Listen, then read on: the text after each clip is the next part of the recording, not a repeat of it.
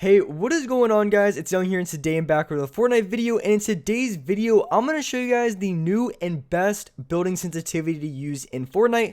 I'm going to show you guys the building sensitivity that I use, and also the sensitivities I would recommend for you guys, because there's a lot of advantages that a lot of people haven't talked about when it comes to changing your building sensitivity. I also want to explain what those advantages are, and how you can use them to win more games, and as well win a lot more build fights here in Fortnite. And real quick, before we get into the video, I have a V-Buck giveaway. I give away 2,000 V-Bucks every single Friday. So if you guys want to take part in this giveaway and win some free V-Bucks, all you guys have to do is to drop a like on this video. Make sure you guys do subscribe to the channel. Make sure you guys do turn on post notifications so you guys get notified for every single new video and when I announce the winners.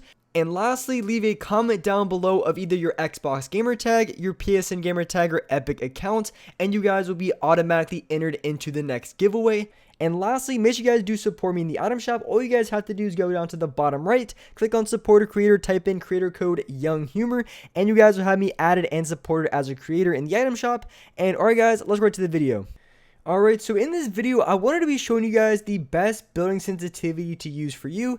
And so when it comes to choosing a building sensitivity, you can either have a high sensitivity or you can have a low sensitivity. And there is advantages to having both of them, which I want to explain in this video because I think everyone has their own preferences when it comes to settings. But I want to show you guys both of the advantages to having a high building sensitivity and a low building sensitivity that you may or may not know about. Because I feel like even if you have an advantage by playing on a low or higher building sensitivity, if you don't know specifically what that advantage is, it's really not going to do you too much justice, and you're not going to be able to fully utilize the advantage that you have if you don't know exactly why that building sensitivity works really well. So just to show you guys the building sensitivity that I have, I play on a 2.5 and a 2.5 editing, but obviously I'm just focused on building sensitivity.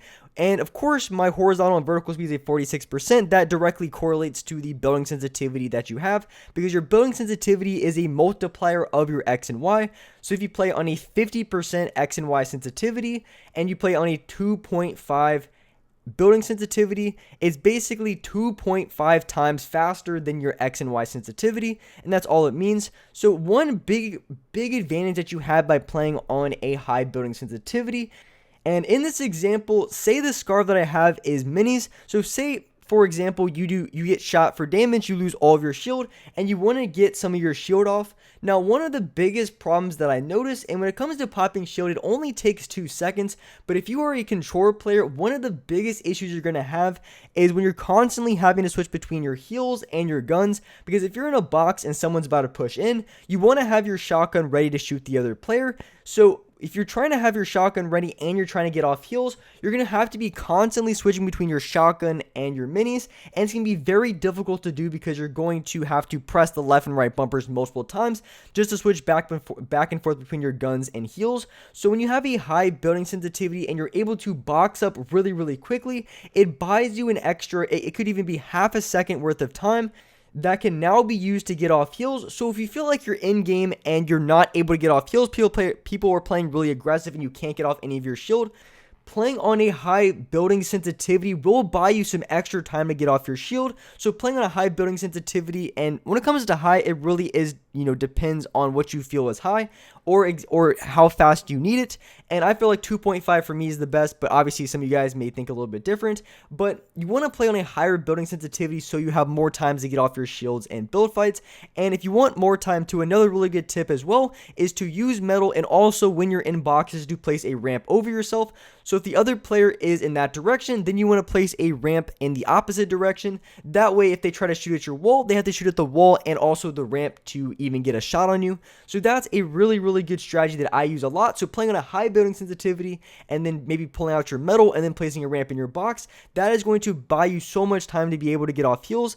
So that is just the first reason in which raising your building sensitivity could give you a major advantage. And the second one is going to be kind of similar to the first one, but one of the biggest problems that I have in Fortnite, I know a lot of you guys have this problem as well, is getting third party when you get shot in the back, when you get shot from the side. So say I'm shooting at one of the bots and then someone snipes me from the right side, or whatever the case may be, someone shoots me with their assault rifle from the right side. What you want to do is you want to be able to box up and build really quickly. And say in the example too, you want to get off heals, you want to try to create as much space from the other player as possible. So you maybe want to spam build, maybe you do something what I'm doing here, and then you're just constantly building, creating so much distance between you and the other player. So it buys you a lot more time to get off your heels, or if you want to maybe place a launch pad, whatever the case may be. So playing on the high building sensitivity is going to allow you to be able to, I guess, essentially spam build really quickly, so you can buy yourself a lot more time and also prevent yourself from getting shot from like 5 or 6 different directions. So playing on a high building sensitivity can actually, it doesn't prevent you from getting third partied, but it really does help you. It helps mitigate the damage a lot, because if you're getting shot from 3 different directions and you're playing on like a medium or low building sensitivity, you're not going to be able to build quickly enough to your sides. So that is going to be another huge advantage of playing on a high building sensitivity, and why maybe you want to play on a higher one as well. But with that being said, there is some very big and crucial advantages on playing on a low sensitivity. So one really, and probably the best reason in which why you maybe would want to lower your sensitivity for your building is going to be when you play on a lower building sensitivity, you're a lot more accurate and a lot more precise with your builds. So for example, if you find yourself in game to constantly be running low on materials, I would recommend playing on a low building sensitivity, because when you play on a lower building sense, you're less likely to accidentally place like 10 different materials. Because when you play on a high building sensitivity and you misplace builds, most of the time you're not misplacing 1 or 2 builds, you're misplacing like 4, 5, or even 6, which is costing you 40, 50, 60, 70 plus materials.